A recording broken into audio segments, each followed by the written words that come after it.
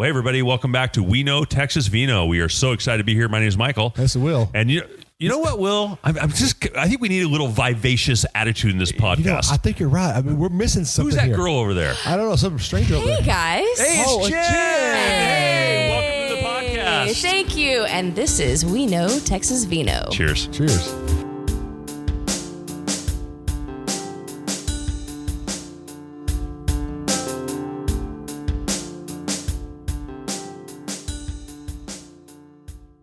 Yeah, Will, so I ran into the buffalo yesterday trying to find our location, right? You know, it's funny that you did that because I even told Jen not to run into the buffalo. That was great advice. I had to run to the road to get her to make sure she doesn't run into the buffalo. Did you see buffalo, Jen? I did not see buffalo. I saw Will. So we have a bed and breakfast, a friend of ours, Amy, with we got a Texas Wine Lover app, and she has a little chalet for us to stay in. It's absolutely beautiful, very European.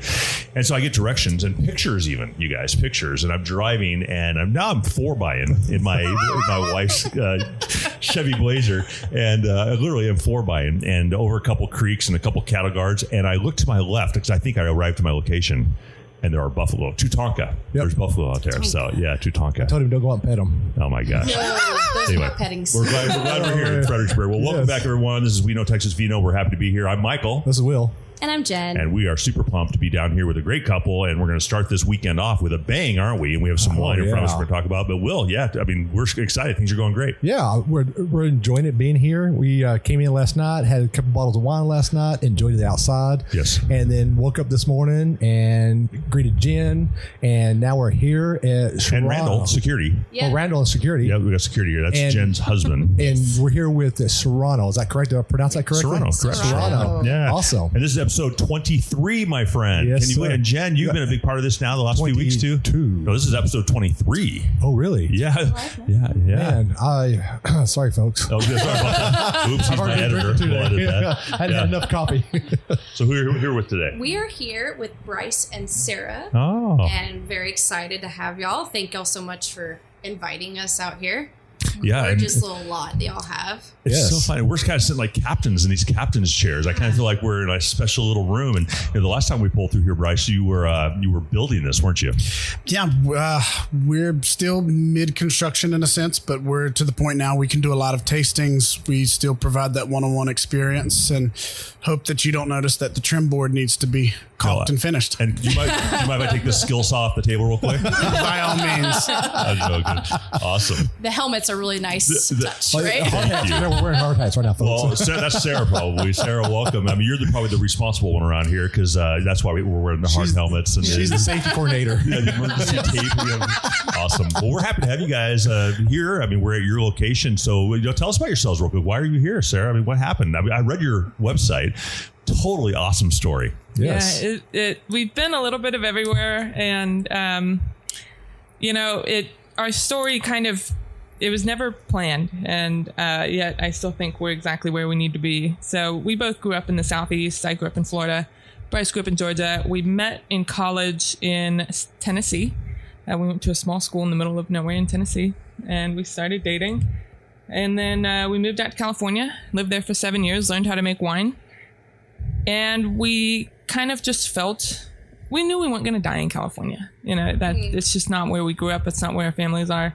It was a wonderful place to learn how to make wine, but we started to get an itch that there was more to the world than just Paso Robles, California. And we started thinking, what wine regions have we heard of outside of California? The top 5 that I thought of basically were Washington, Oregon, New York, Virginia, and Texas.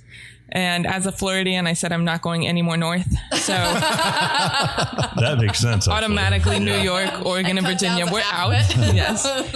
Didn't know anything about either Texas or Virginia. And we just came to Texas first and fell in love with it. And actually, Amy was the first person we met in Texas. Oh, Amy was. That's amazing. And That's so cool. We credit everything to her in getting us here and introducing us to the people here, because that was what it was we not only is it a really awesome state, and the people are wonderful. Like, everyone's been so welcoming to us, and Amy facilitated that. So. Wow. Well, we're going to see Amy this evening, so we'll pass on those kind words for sure. That's amazing. Awesome. That's so cool. And then Bryce, what do you think? Texas, was that you knew when you arrived? I mean, you have a great property here, so was it just it was natural? It felt good? It was Georgia pretty boy? instant. Yeah, well, so I guess the story that Sarah glossed over was I shiny part's gone. may or to the root may of it. not have been pretty intoxicated when I planned this Texas trip. So we Transparency is beautiful. we bought tickets to come out here. I reached out to a couple wineries. No one really got back to me except for this small wine bar. Prospective sellers were Amy and Benji were the owners at the time. And it was, as Sarah mentioned, almost instant. You know, we fell in love with the hill country culture. This is closer to home to us. I don't get shamed for saying y'all anymore. Also, people appreciate college football, which we didn't Yes, have college for football a while. fans. Okay. Yeah, you got two big states right there that really like football. Oh, yeah. Yeah, I mean, it was, you know, we had a couple other places in mind that we were going to look at, other states that Sarah mentioned. We canceled all those plans. We were here less than 24 hours and Wow. said, you know, hill country's where we want to be. That is fantastic. That's awesome. That's really cool. Well, just a real quick segue. You know, it's pretty cool, and their story is amazing. And we're going to Yes. talk about and highlight all these sort of things. But it's so cool. Real quick, we're drinking some wine. Real quick, you guys. We're here to showcase not only you as a family, but as wine ownership, winemakers. What are we drinking today? I mean, this is fantastic. So this first wine is a sparkling orange muscat, fermented completely dry. And I love this wine just because it was never planned. We were harvest was starting last fall.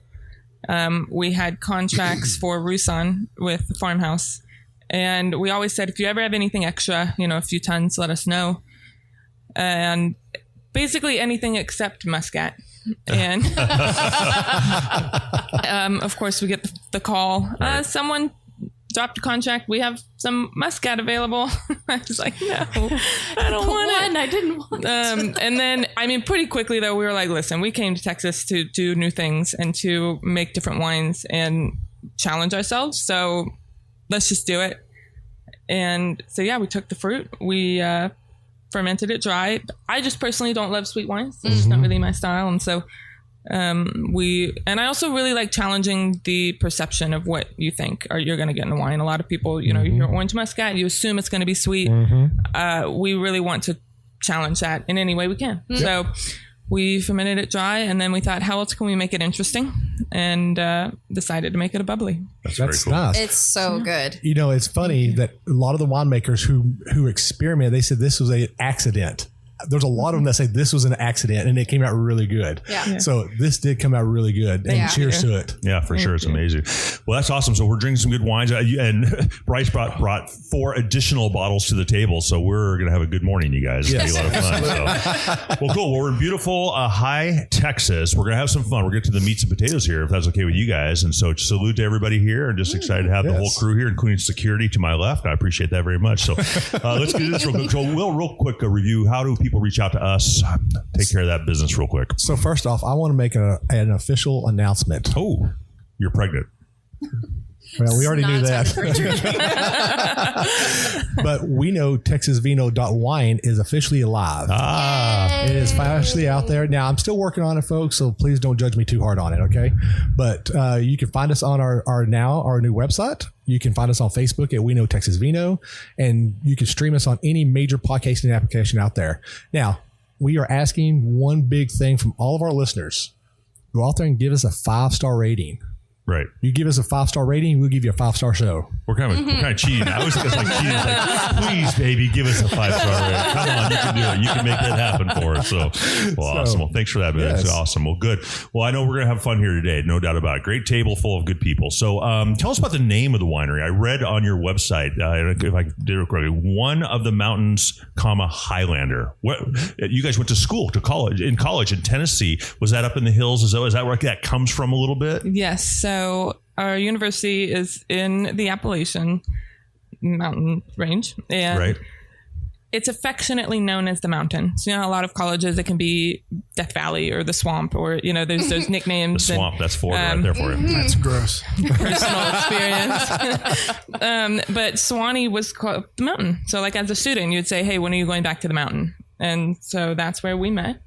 And amazingly, you know, that was just the start of our journey. And then when we moved to California, our first house was on a road called Vista Serrano Way. And then Bryce proposed on a mountain while we were snowboarding in Colorado. So kind of all our big life moments had to do with the mountains. Yeah. And we were just very drawn to that imagery and that symbolism. Because not only did we want, our brand to have a personal connection to us, but it was important that anyone who enjoyed our wine could also connect with our brand and in their own way. We always say, find your mountain. Everyone has their own mountain in life. For us, it's building this brand. For anyone else, it's whatever you're going through, but you just keep climbing it. And one of our favorite kind of quotes is, those at the top of the mountain didn't fall there. So you just got to keep going and you keep working. And so it was kind of perfect.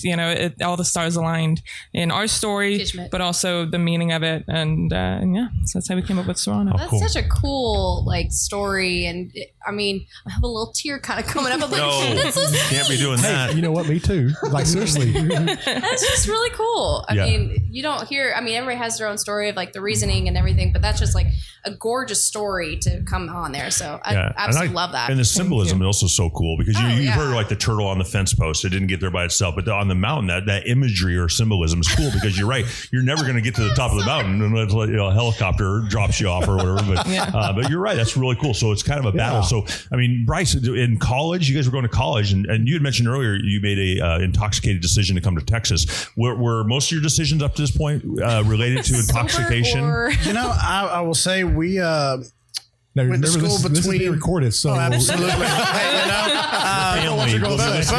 Both of my parents know what they signed up for. So we did go to school between Jack Daniels and George Dickel. So that's all you need to say.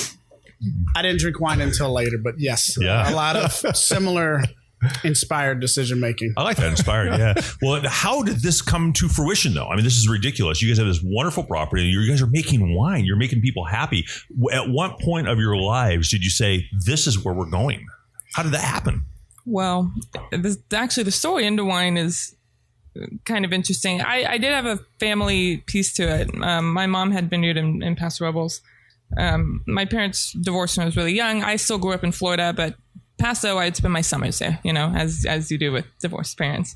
And I never looked at wine as a future, as a job. I had a really specific vision from my life in the Southeast. I planned on being a lawyer or a banker in Atlanta and wearing a pantsuit. And that was a vision for what I really wanted to do. And it was, we were dating.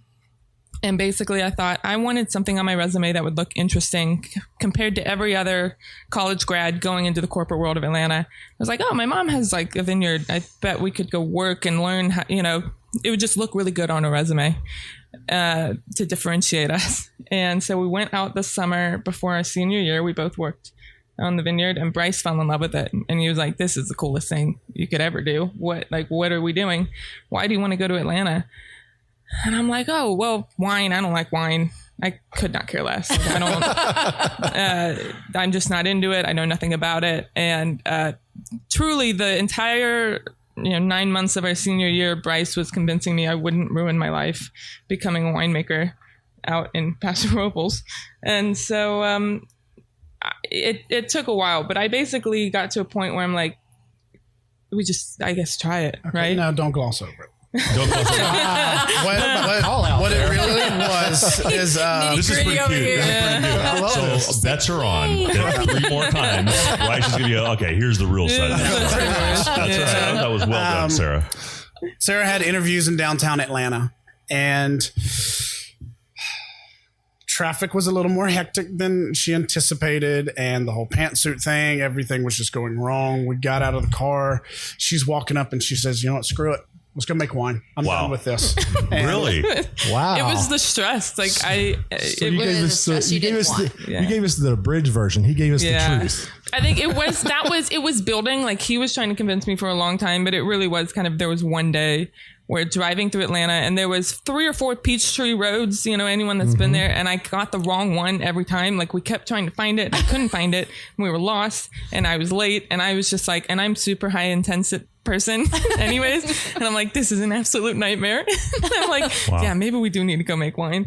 So yeah, that's so cool though. Yeah, it's also an absolute nightmare. It was a tipping point though in your life. In a better way, but yes. It's a different type of stress for Yeah. sure. But every winemaker that we've talked to thus far was in some sort of other industry, corporate, or, something like that, and they got tired of doing the rat race, and they're like, you know what, I want to go somewhere where it's a little bit slower, I can enjoy it and do it at my pace. Yeah. That's why I admire young people. You guys are very young, who just say, the heck with what everyone taught us. They programmed us from elementary school to go be a corporate lawyer or whatever it is, and just say the heck with it. We're doing something uniquely different. I really admire that. I think it's pretty darn cool. Very, very cool. And I'm very thankful for Bryce basically making me go do that, because I would not have done that otherwise. I was very much primed to be in the corporate world, and he's kind of the entrepreneur, and he was like, hey, we can do this. Like, why not? Confidence, right, Bryce? That's awesome.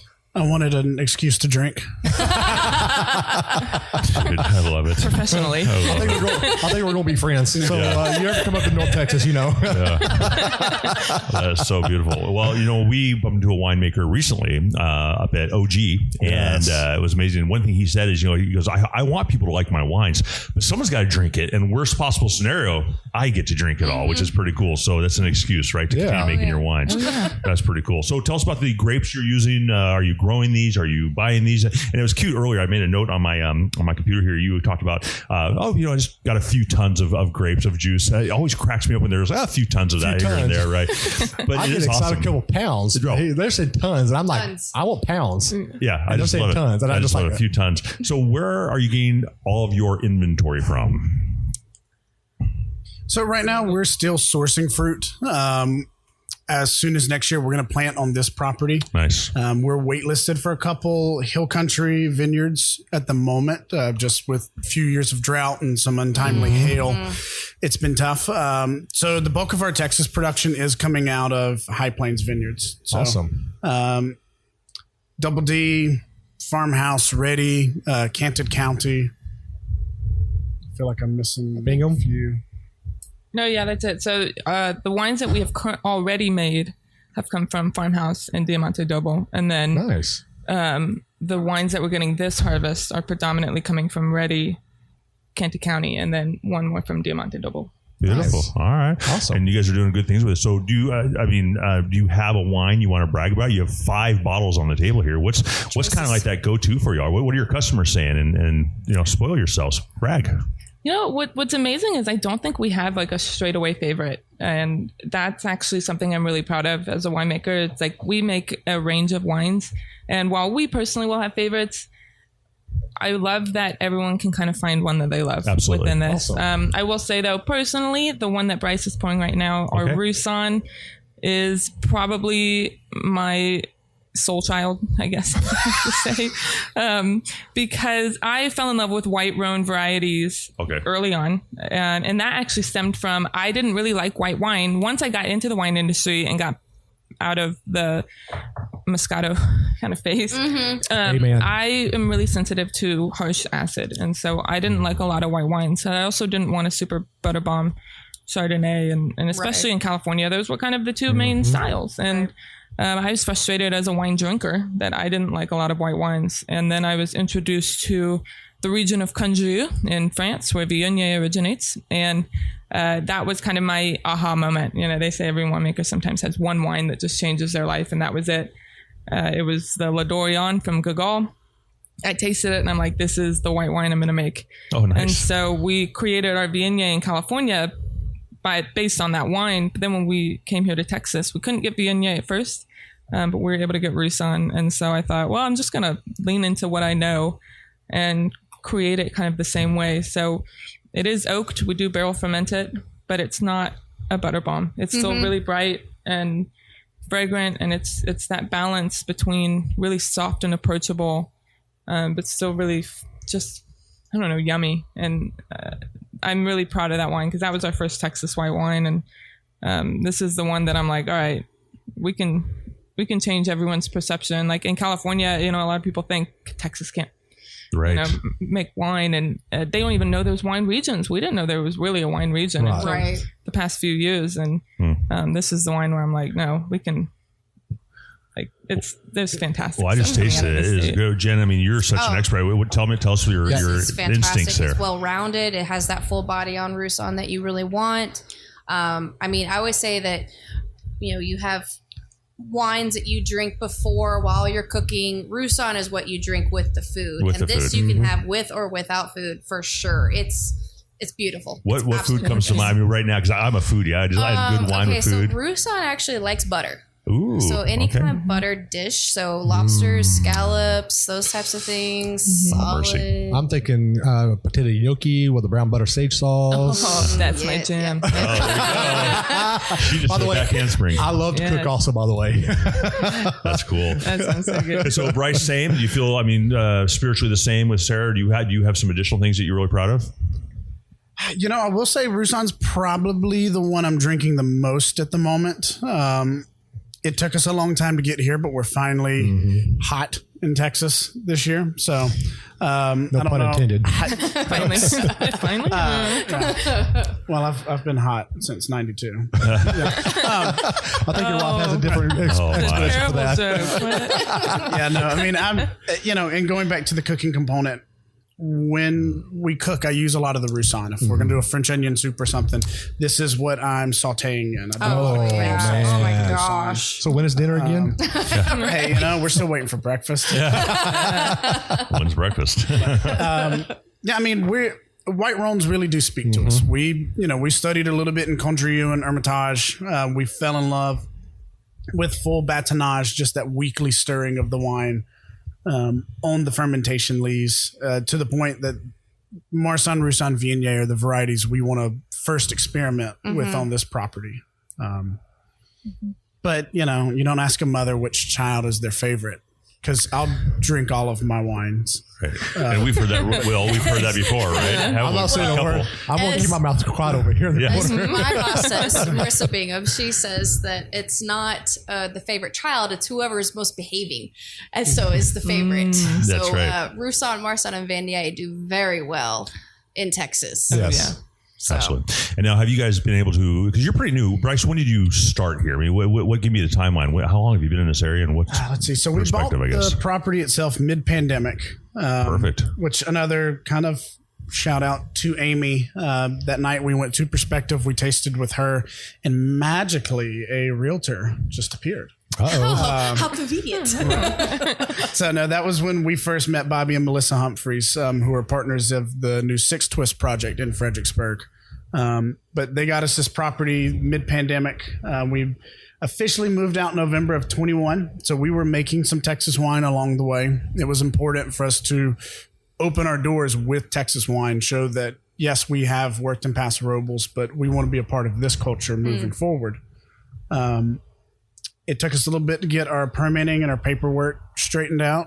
That's what happens when millennials open projects. Yeah. But, we have no clue what we're doing. Let's be real. Not a bit. And I don't think we'll read the directions later. It's totally fine. I don't think there's one winemaker that knows what they're doing when they first start doing this. Yeah. Absolutely.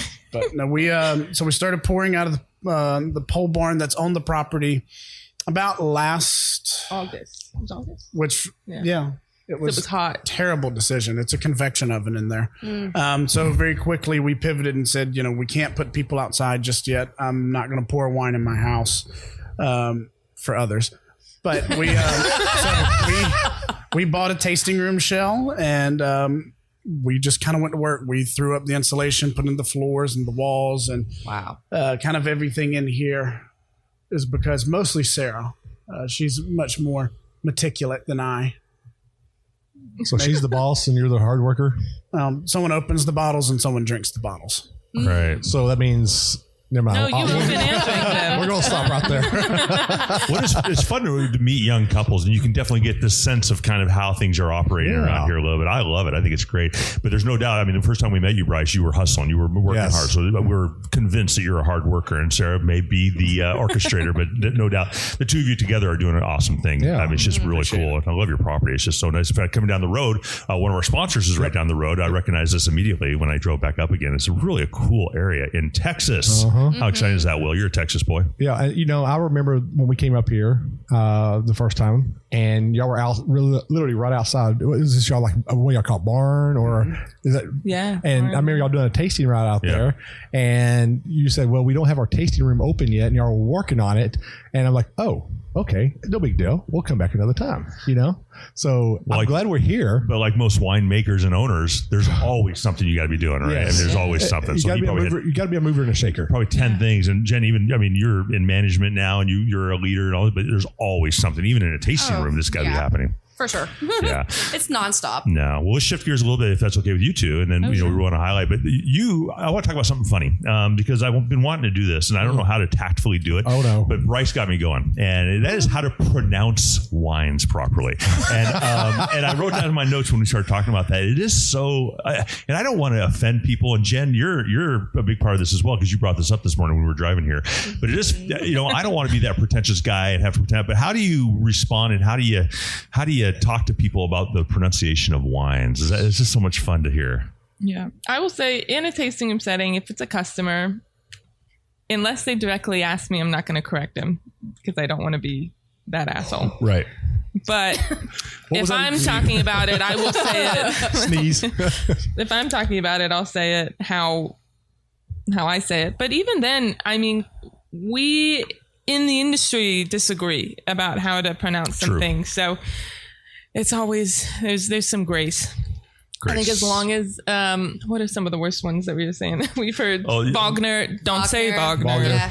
Tempranillo. Well, yeah. I'm going to say I'm Roseanne. actually really guilty of this, and I'm just going to go ahead and call myself out. That Tarragado. Yeah, that's a tough one. I had a hard time saying that, so I just say Talladega Nights. That's all I call it. Talladega Nights. Yeah. We know what you're talking about. I think Gewürztraminer is one of the worst. Oh, yeah. Yeah. Well, as soon as somebody enlightened me that girls are meaner, I figured out Gewürztraminer. Wow. How to say that. I That's a didn't good know that. trick. That is good. I will say one that is hotly debated is Mourvedre. Yeah. There's a lot of range. I'm just going to say this. We're Texan. We're going to pronounce it the way we want it to pronounce it, okay? Granted, Tempranillo, Amarillo. You got to make that adjustment right there. Go ahead. You got something on your mind, that is the Bryce? thing. Is it Lano or is it Lano? Yano. I've been in Texas all my life. Lano. I know it's called Lano. So Yeah. Well, it's like Blanco being in Blanco County. Yeah. That's not really correct. That's okay. I know we got sidetracked there a little bit. your Subtract. fault. That's a whole different. Subtracting. We should subtract it from the podcast. But I guess the one that bugs me the most is actually Viognier. I don't know why. It's like, it's a great wine. It's fun. It's exciting. It's unique. It's awesome. And so, at least kind of try to learn that one a little bit. The Wagner hurts my nervous system when I hear it. So yeah. Well, the best way actually to understand French is like Texan. You just take out all the middle and then just put the outside letters together, and that's how you make. I'm not even kidding. That's a great way to think of it. You start Will thinking is of like, dumbfounded. see, no, I'm lightened. Wow. We got to test that out. Yeah, we tested that with Like Sacrantino. All right. But that's Italian. Jesus. I already messed it up. So Viognier. So V and R. So you go var. Right. You said take everything out of the middle. Not all the middle, just You literally some just of said take the middle. Some of the All middles. right. We're bringing it back to reality here bring for a it back. minute. Yes. Okay. Yeah. Thank Sorry you. about that. Was my fault. That was We saw actually my something fault there, shiny. wasn't it? Yeah. Kept going with it. Oh my gosh. So one really cool thing about having you guys here since 2021 is that you have been in California. You've been to Florida. You've been doing the research. So what is the vibe that you're feeling? Obviously, Amy is influential there, but you know a lot of the community here now. What's happening with Texas culture, with the wine industry? What is your set? You both are very young.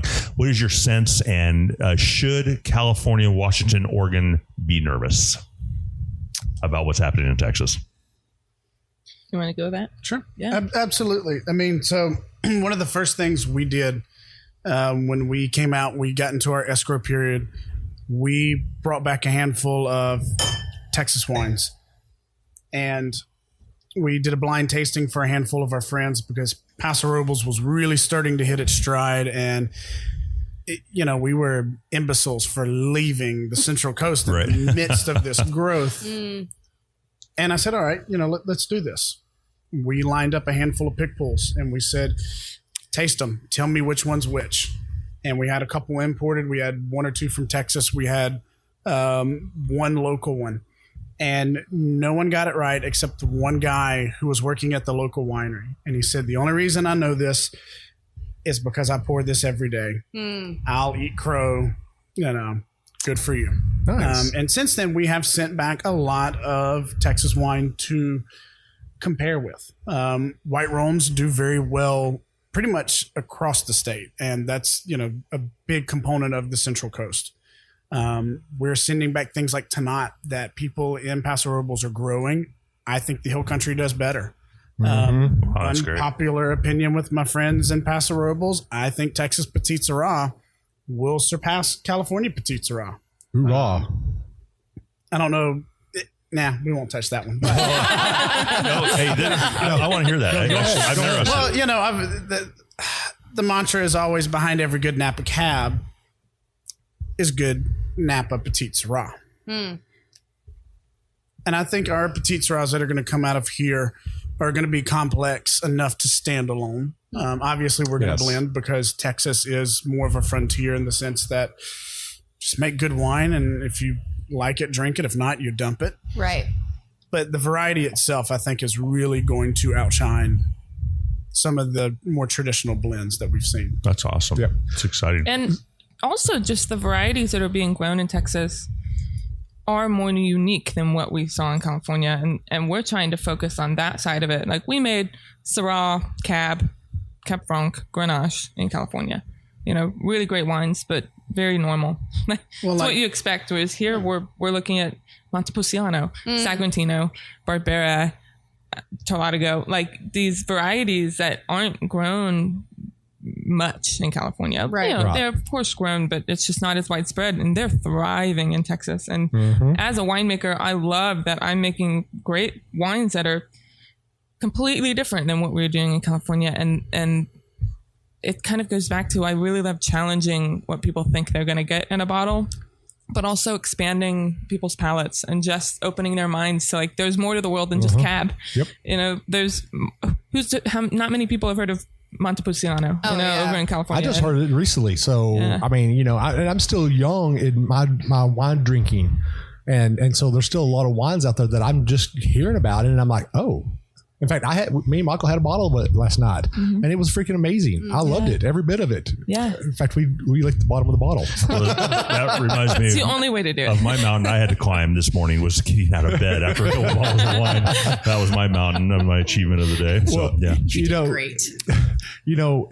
I interacted with someone the other day that was from California that was drinking some Texas wine, and they were telling me that Texas wine is not as good as California wine. And they were telling me that I need to go drink California wine because it's better than Texas wine. And my rebuttal to that is you grew up in California and you drink California wine and you came to Texas and you're going to drink Texas wine. Yes, it's going to be a totally different ballpark. Yeah. Now, I grew up in Texas. I drank Texas wine. I'm going to go drink California wine. I don't think it's going to be that great. Yeah. Because why? I grew up drinking Texas wine. I know the flavor palettes for the Texas wine. Yeah. But going to California, the flavor palette is going to be the taste palette is going to be completely different. And I explained that to them. And when I told them that, they kind of gave me this snooty look and walked away because, but it's true. Yeah. You're going to Washington, you're drinking the wine in Washington. It's going to be different than Texas wine. Yeah. Right. And people have to understand that. You come to Texas, Texas wine is going to have one particular flavor, whatever you drink. And if you go to a different state, different country, you get the same bottle. It's going to be different. Yeah. I mean, the differences are beautiful. I think that's the thing is you can have Cab in Texas. It's not going to taste like Napa Cab. Right. That is good. We don't need another Napa. Yes. We don't need another Paso. We want diversity in wine. And, I think that is what's so great about it is the wines in Texas are just so awesome. But I also like to remind people that 40 years ago, 50 years ago, California was considered shit as well in the world. And so it is kind of sad to see that perception of like, well, no, we're better. And that is not across the board, of course, that not everyone in California believes that, but it can be hard when it's like, wine regions go through this life timeline every time, you know, and sometimes it takes time to grow, and then you figure it out, and the wines are awesome. Paso went through it. Napa went through it. I mean, well, and the other thing, and you know, this might just be a personal opinion, where Texas might be lacking right now is we're still in our infancy here. Yes, there's been Texas around forever. You look at people like Ned Sims, who, you know, started Texas wine revolutions in the 80s. We don't have a lot of vines from the 80s. Right. California is getting this depth and just structure to their wines because the root systems are more developed. We're pulling out, may it be because of Pierce's disease, or we're getting vines that are more susceptible to mold and mildew, or canopy that's not going to stand up to these hailstorms. So we're still honestly 10 years out from really saying, hey, these are the grapes of this region that are going to do best. and it just takes time. Yeah. Like it takes time to figure it out. All good things come in time. They said that there's over 150 different varietals that are growing in Texas right now, like currently, which is huge. And so Texas doesn't have like the grape. Of course, like Tempranillo has it, Viognier has it, but you know, you're sitting there like there's still some growth for sure. Well, I think And we're it's trying to just win our identity, right, Jen? A little bit. booming. Oh, Each yeah. region, because Texas is so big, but these regions literally are going to start identifying themselves and starting to build a structure, and that in return will start, identifying which vines are going to survive these hailstorms, and these weather, and this frost, and all this sort of. I mean, well, the heat. I don't know if we'll survive weather because Mother Nature is a beast in itself. a wicked lady but sometimes. you learn to I was- adapt for sure. There was one, I can't remember who said it, but someone said, you know, God intended for grapes to grow in Texas. And I thought, you know what? He's making it really challenging. So I don't know if he intended it, but we're going to do it. Awesome. Actually, kind of leads me into my next question, which is so awesome. You know, when you're starting something new and a new adventure, this road of life you are partaking in, there are valuable lessons that you learn. What, Bryce, has been your most valuable lesson for our listeners in case they want to jump into the wine world? What's a lesson that you, either positive or negative? I mean, they're both, you can learn from them. Patience. Okay. Yes. So I remember very early on, we were so excited to bottle that first wine. And now bottle shock's not a thing. We're going to pour this. And we got cellar palate because it was the best wine in the world because we made this wine. It was the first one, you know. And we kind of rushed a couple things on the next wines. And 2-3 years down the road, you started tasting. It was like, oh, wow. This Viognier is really opening up. It needed about a year in the bottle after a year in the barrel. This particular blend, we should have done things differently. Yeah. So it's, I guess the lesson at its core is, you know, you trust your process. Fortunately, it's easier for us to do that now because we have a few vintages to drink, under our belt. But, you know, you move forward and it's like, this is going to take a little bit longer, but we want to do things the right way so we can present a project that long-term will represent us. Yeah. Right. Very nice. Awesome. And Sarah, what about you? I mean, surely you have a lesson that's just been close to your heart. Taste everything. I think, you know, that was a very personal thing. I didn't really like wine even when we got into the industry, and it was an acquired taste, and discovering, you know, as a winemaker what to make, it just took tasting everything. And because you never know what you're going to get. Every winemaker makes a wine completely different. And so to say, I don't really like Zinfandel or something, it doesn't really, it's not true because someone out there makes a Zin that you like. Right. And you're never going to be able to find that and discover new wines if you're not willing to taste it. And it's okay if you don't like everything. It is 100% valid to have, you know, to not like a wine, but at least try it. Try every single thing once. Well, I love that philosophy. Yes. Well, so do you. I mean, even as a cook, you know, if you're cooking something, what do you do while you're cooking? You're tasting. You're tasting it. Yeah. You don't want to be over-salted it or let me rephrase that, over-seasoning it and stuff like that. So, yeah, you always want to taste everything. So, Either. yeah, don't under-season. So, Bryce, real quick, what are you pouring for us right now? Because we missed it. So, let's back up. What did you pour before, and then what did you pour now? Well, because our listeners don't say this, but Bryce has been very hospitable. He's been pouring wines as we're talking. I don't want to drink by myself. So, Understood. the most recent red was Montepulciano, also out of the High Plains. That was our first Texas red. And I will say we did make it a little more California-esque in the sense that it's more fruit forward. We put new French oak on this red wine. It's about 15.3, 15.5 alcohol, which is not always possible in Texas with our weather challenges and keeping all of our wines in balance. But we wanted that Monty to be kind of our transitional wine to convince a lot of our California club members, hey, we can have a similar palate here. But Monty's a little more dusty than something like we're drinking now, Syrah, which is very fruitful. And I will say, like, that's something that I see in like High Plains wines that I love is that the earthiness. You taste it and you're like, all right, there's this kind of similar thread throughout High Plains wines that you can kind of identify. And it reminds me a lot of Italian wines, like that old world. I always called it old world funk, but like in a really good way. But it's like you taste where it's from. Texas has that much more than, you know, what we had in California, which is really fun. Because I'm like, okay, we can actually study like in Italy. We can go talk to these people and learn, how did y'all manage like weather challenges? Because Texas is much more similar to like old world countries than even California. Right. And so California is its own little thing. It doesn't even compare to anything. It has its little perfect grapes and its perfect little climate. And it's awesome. But it's like, okay, we're dealing with something here that's really special because we can tap into like the roots of wine historically in a way that, you know, California couldn't even do it. And so, I think that Montepulciano has that red dirt. You taste it. Yep. Oh, yeah. Yep. It's fantastic. Whereas our California stuff's a little fruitier as we're going into. So, now these last two are from our Paso Robles production. So we didn't come here empty-handed. We three semi-trucks. We came 3 semi-trucks. Holy cow. So about 3,000 cases and then 70 some odd barrels, with the goal being that we're going to transition more and more into Texas predominant wine. And then we want to leave ourselves a little bit of leeway, not to blend, but I am from Georgia. And if you look in Dahlonega, they're growing things like Nero d'Avola and Sagrantino and some of these Italian varieties that should not work there. That's moonshine country, and they're growing really good Italian grapes. So we want to play with that. We want to continue to get a little bit of Paso wine.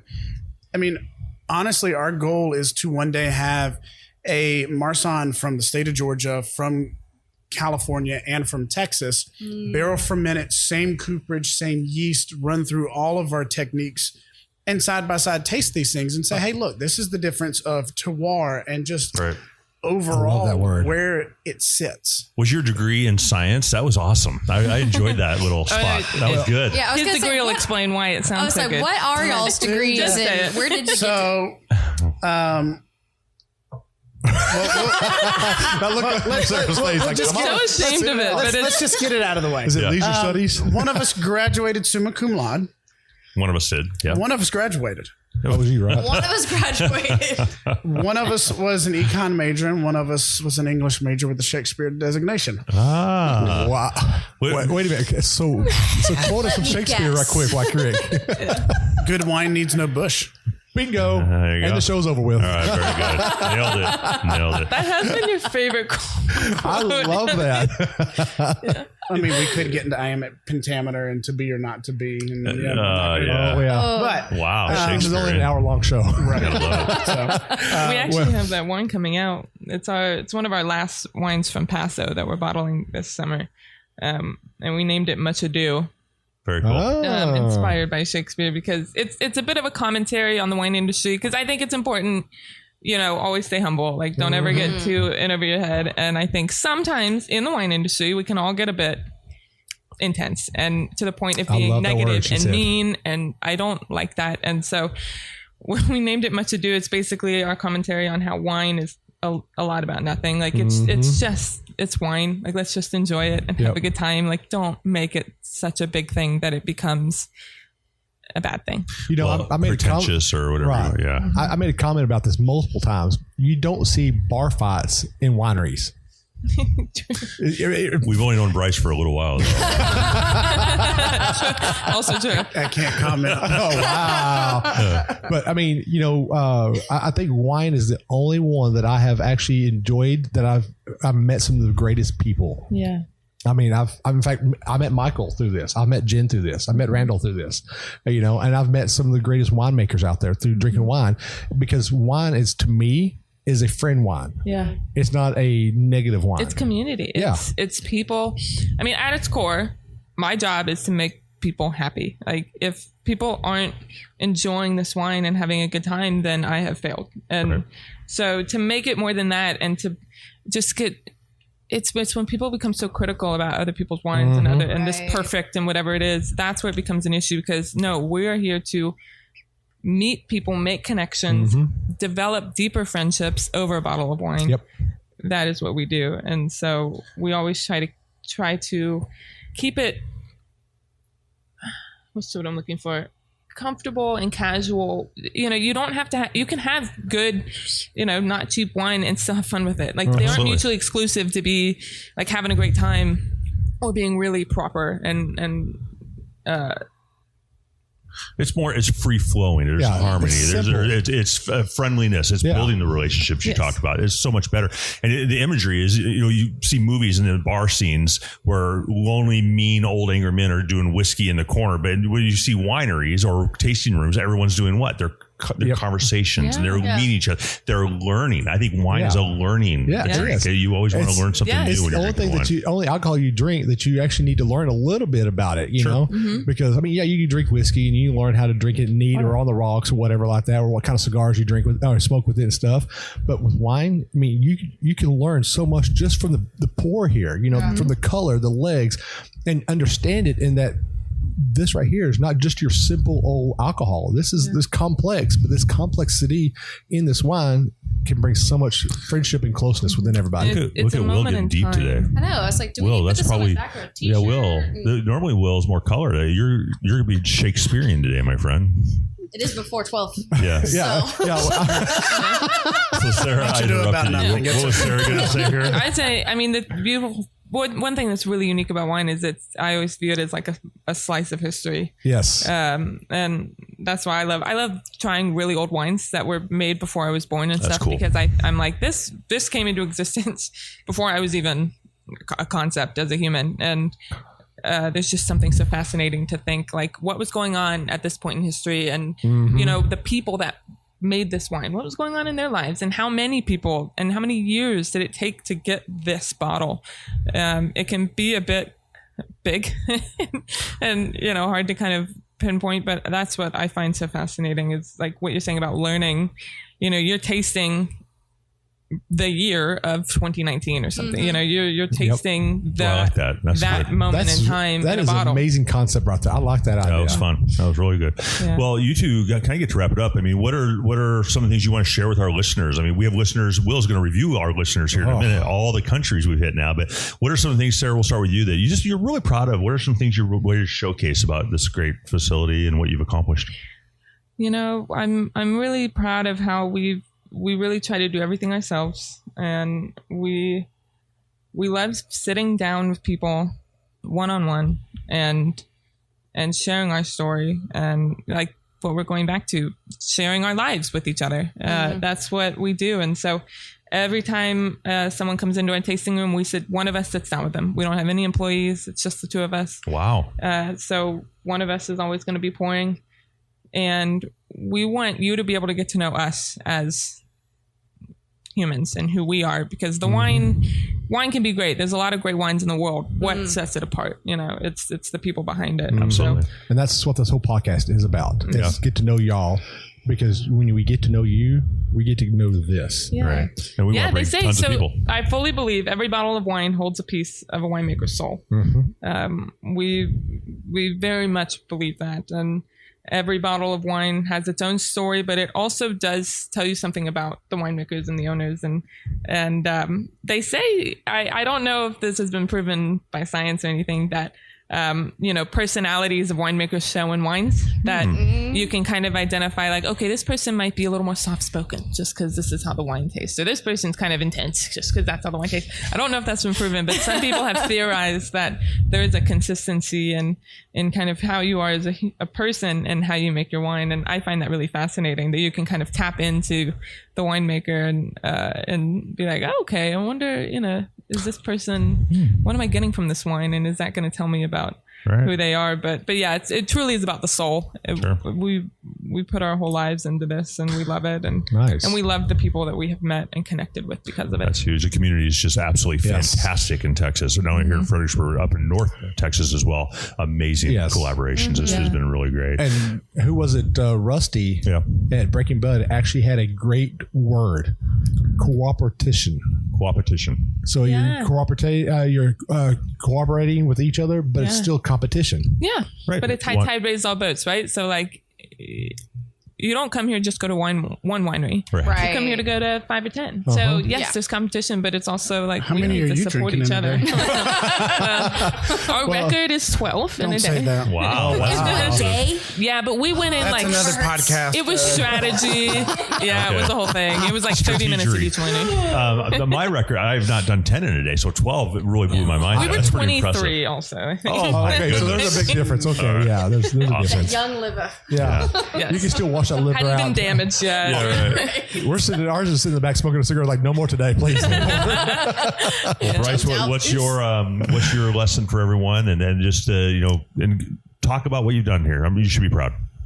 Yeah, I appreciate that. I mean, for us, wine really is a lifestyle. It's, it's something that we can share. It's something you use in moments of bliss and sadness and celebration. And it really is something, in my personal opinion, that our country missed out on. Through Prohibition, we lost a lot of momentum with wine. But you go everywhere else in the world and there's wine on the table. You're greeted with biscotti and Vinsanto, or you're having champagne on a Tuesday night. For us, we really truly believe that, kind of like Sarah said, a piece of our soul's in every bottle. And it's almost kind of our gift back to the community. We want to make something that's going to bring enjoyment for you. And we're just really excited to continue elevating our winemaking style and our palate and finding better ways to share our products. Excellent. That's awesome.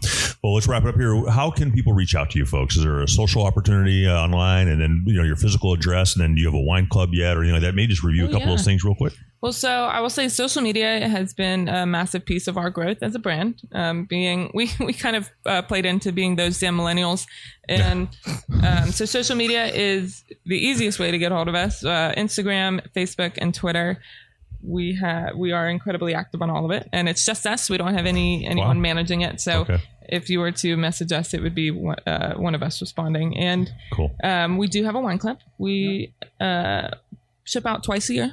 And we have 3, 6, and 12 bottle options. Right now, it is a mixture of Texas and Paso Robles, just because we do still have quite a bit of Paso wine to get through. But it's a new wine every time, and we will probably be having our first pickup party this fall. We've never done one before, but it'll be our first one. And I'm terrified of having a failing event, so we'll make sure we're not going to speak that in existence. Well, we should all come down here to do a podcast and help them out. Yeah. That's what we should do. Give Lisa a hand here. We'll have a football game on. And, of course. Wait, what do we just put on a football game?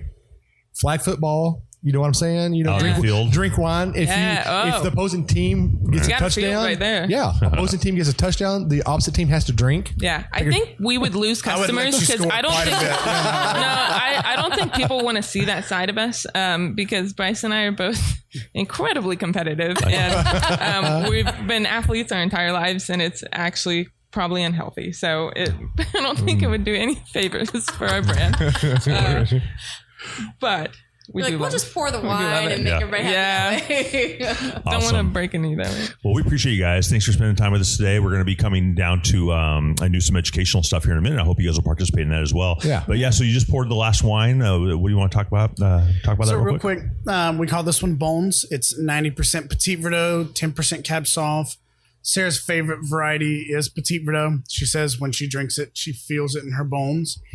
Oh, and that's nice. This is another wine I think that's going to really rock through Texas. Oh yeah, it's thick-skinned. It stands up to the heat. It works everywhere from Marfa and Anthony to Mason County. Like we're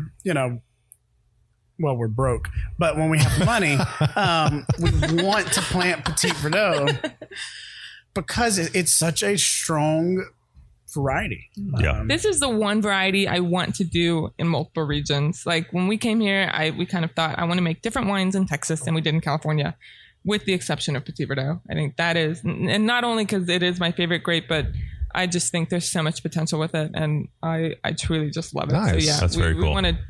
I would love to be able to compare Paso Petit Verdot with Texas Petit Verdot, and Awesome.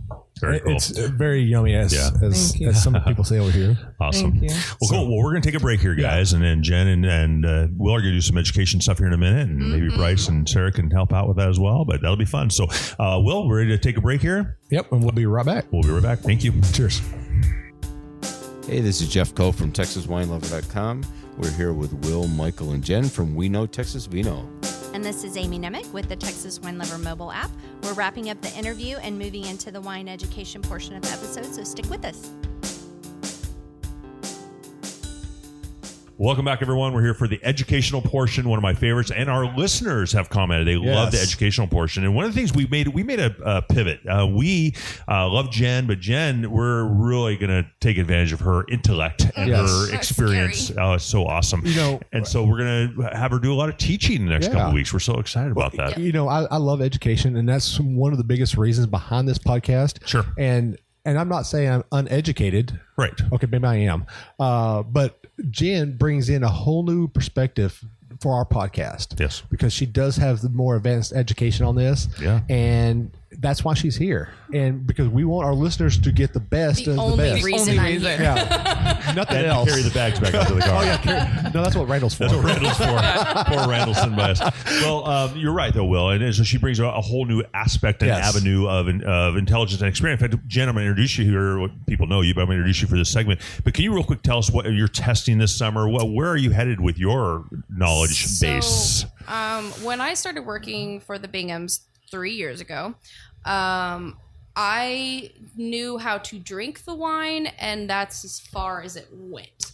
And so I decided when I was looking at the menu, when I couldn't actually pronounce half the grapes, that it was probably a good time to start studying. And of course, like 2020 happened, small thing, COVID, I got all my education. So I am have my tests for my level 3 WSET, which is Wine Spirits Education Trust. That's outside of England. It's very well pronounced. They really base on the information of wine, where it comes from ground up.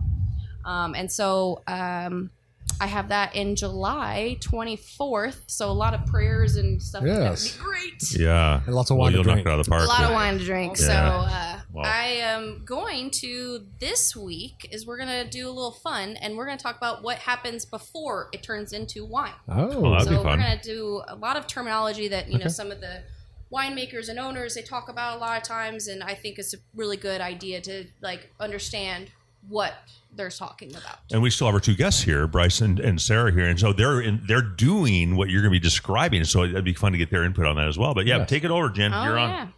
All right. So this time around, we are going to talk about the anatomy of the vine, and we're going to focus today is the green parts. So we have our buds, we have our tendrils, we have our flowers and berries, and we have our leaves. And each of those things are very important to each of the vines. We have our tendrils. They're a little, we call like our fingers. So those are the ones that hold up the vines on the trestle itself. So they twirl around, they hold up the vines, they keep those grapes from falling down on the ground, right? Our leaves give us canopy. They keep them cold. You know, like y'all were talking about, canopy was a thing that you want to keep those grapes covered. In Texas, if y'all didn't know, it gets hot. And sometimes grapes get sunburned, and those leaves and that canopy really does protect those grapes from getting that sunburn and keeping those colors. But the biggest one we want to talk about today is going to be buds. Okay? Buds. Just hanging with my buds. Yes. And so buds are these forms that actually join between the leaf and the shoot. A lot of time they describe them as embryonic shoots. Okay. So they're the ones that really tell you, you know, you have your different levels. You have your first primary, you have your secondary, you have your tertiary of your buds. And your only ones that really do produce the fruit are going to be your primary, right? And so when people talk about bud break, that's going to be the biggest one. You know, you hear that. What does that mean? When does bud break happen? And depending on what side of the equator you're from and on is when your bud break actually happens. So in the northern part, your bud break happens in the spring, depending on what part of the country you are part of. So Texas, you have more hill country. Their bud break starts around April-ish. And then you start seeing a little bit higher range, whereas a little bit drier, says West Texas, High Plains area. You're going to see that a little later in April. Sometimes in May, depending on what kind of grape you're growing out there. So, but I would love to hear, y'all were talking about going to different countries and in California, when did y'all's bud break happen? What does it look like out there? All that kind of fun stuff. I would say California, at least Paso Robles, it's similar to the High Plains in timing. So we figured that out when we picked this Roussan. It was pretty much about the same time we normally picked Viognier in Paso Robles. So the High Plains timing is similar to Paso Robles. We would get bud break usually in April, early April, and that's just the vines are waking up. It's getting warmer, and but the moment you hit bud break is the moment you say no more freezes, please. Please do not get below 40 degrees. Yes. Because temperature is a thing. Yes. But yeah. They're very delicate at the beginning, especially. So if you hit bud break and you get a freeze the next week, you pretty much have lost at least 50% of your crop. Yeah. Wow, that's amazing. And for us, when we worked in vineyards, bud break was that time where we tried to devote most of our energy towards the vine itself. So you're literally setting up your crop load here. So if you've got, let's say, 6 to 8 spurs just on your vine, for us, we didn't want to hang more than 3 tons an acre. So we're going through and we're counting our buds, and we're making sure, there's not 5, 6, 7 buds, because each bud's going to have 2 to 7 shoots, and you need to go through and prune that back. And there's just a lot of pre-planning, and bud break is really kind of that easy stage to do it. Yeah. Because you're not in a forest at that point. Right. The leaves aren't overdone. Everything's very manageable. And as Sarah mentioned, you do have to be really careful, because it is this fresh new growth that's very tender to the touch. So you almost go out. You can knock it off very easily. Yeah. You have to really be careful. precise in what you're doing. And it's not a labor that you go and get through as quickly as possible. It's very calculated, which meant that I didn't get to do a lot of it. It was like raising a child almost. It's meticulous, it's specific, Yes. it's intentional. Yeah, it's awesome. That's But awesome. yeah, so, that was Yeah, that's awesome. That's quick awesome. education. Well, you know what's going to be cool about that is we're going to continue on, right? You're going to continue Oh, yeah, on with it's that. You have your each book in week, front of you. yeah. I took a picture of it. It's pretty cool. But that's so cool. But thanks for participating in that. Yeah. It's awesome, Jen. Thanks for doing that for us. We're super blessed, I think, to have Jen on That's board awesome. with that. But, well, cool. Well, what a great podcast. Number 23, Will. I know. You thought it was 22. It's literally blinked, and it's Yeah. here we are. We I know. just Winning did 20. number. Yeah. Michael Jordan. Michael Jordan. I'm honored. Oh, what's There up? you go, MJ. Yeah. Well, takeaways real quick. We've had a good time today. Will, why don't you start? I always throw you under the bus with you get to start. What's your takeaway? And I know you want to talk about some countries we've reached out to as well. Well, I will have to say, Sarah made a comment a while ago that it really was inspirational. Is always keep climbing that mountain. Yeah. Yeah. And as y'all don't know, I'm actually becoming a winemaker myself. Oh, cool. I'm actually got vines planted in my backyard right now. Yes. In fact, my Grenache, every time I went to Oklahoma and come back, I had to come back and clip clusters off because it kept coming back. I'm like, y'all need to quit coming back. Yeah. Y'all need to wait 2 more years, then you can come back, Yeah.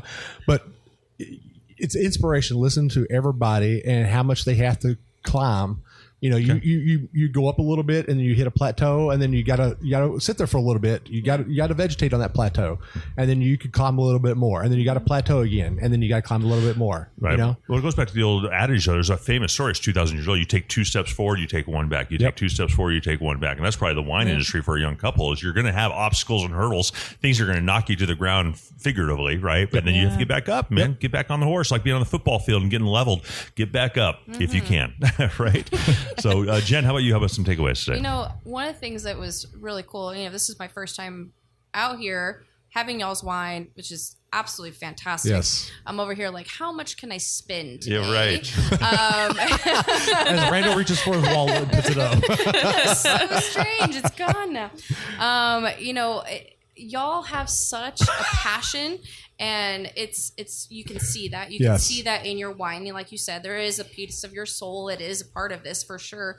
But the fact that y'all have such a grand education from not only one area but multiple areas, and you're bringing that to Texas, and that's huge. That's what we need in Texas. Yeah, absolutely. Yes. Yeah, and mine is kind of cool too. You guys have chose to go to California, and you looked into Virginia and some of these other areas, but almost instinctively, I think Bryce said 24 hours that Texas was home, and I think there's a magnetism right now with Texas, and so you two are a representation of that. To me, I mean, you just kind of knew this was a good spot. It's a great spot. All you have to do is drive through Fredericksburg, which we're super excited to be here all weekend, and just see that. But there's something about this state right now that I'm very excited about. I think you two represent that very well. Thank you for doing what you're doing. That's pretty cool. Yeah. Well, real quick, shout outs to our business partners here, Will. I know you do that pretty well. I mean, we have two great relationships. Yes. Who are they? So, as y'all know, Amy. Yeah. So, Amy. So tell us what y'all love about the Texas Wine Lover app, by the way. What is it that sticks out to y'all every time you get on there, or you share with your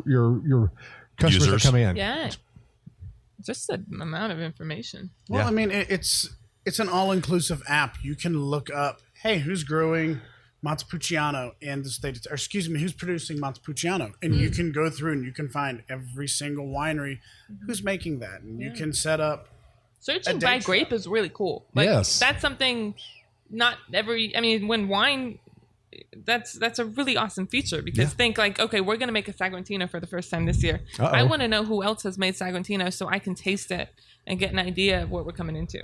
Very good. Go on the app, go, hey, who's making Saguantino? And it'll tell you. And nice. I don't have to search what's through so amazing about hundreds that. of wineries in Texas. Yeah, you don't have to go to one website and look at another website and all that. It's all in one central location. That is so amazing. And we're doing a podcast with them tonight. I know. We're very excited about that. So we're going to show. I think it's podcast number 25. So just heads up there, Will, just so you have that number. Who's the famous basketball player with number 25? Okay, back to the 20.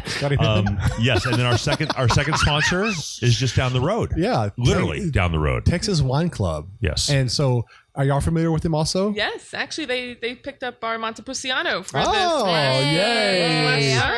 That's very cool. So that's more of a reason why everybody needs to subscribe. So, but right now, to all of our listeners, if you subscribe to TexasWineClub.com's website, if you use the word We Know Texas Vino, all one word, you get 50% off your first shipment. Wow. That's very cool. That's amazing. That is amazing. Well, we're excited for all the listeners. Should go buy some wine. Yeah. We have so much wine. No, it's okay. Okay. There's no such thing as so much. There's no such thing as so much. No. Well, it's been a great podcast, and thanks Will and Jen as well, and then Bryce. Thank you and Sarah as well. You guys have been really awesome. Thank you. Total conversational. It's been wonderful. So, I always finish podcasts with a quote, and so hopefully it does not offend anyone in the room. I don't want to get tackled by Bryce, but the first quote, I have two this week. Does anyone know which page of the Bible explains how to turn water into wine? It's for a party on Friday. Now, and my second quote is, I love this one. This is so Jen. Corks are for quitters. I love that one. So anyway, Yahoo. Yeah. So it's fun. It's a beautiful day. You guys, thank you everybody who's here today, and thanks for our security as well. And very grateful for Randall being here. But listen, this is Michael. This is Will. This is Jen. This Salute. is We Know Cheers. Texas Vino. Yeah.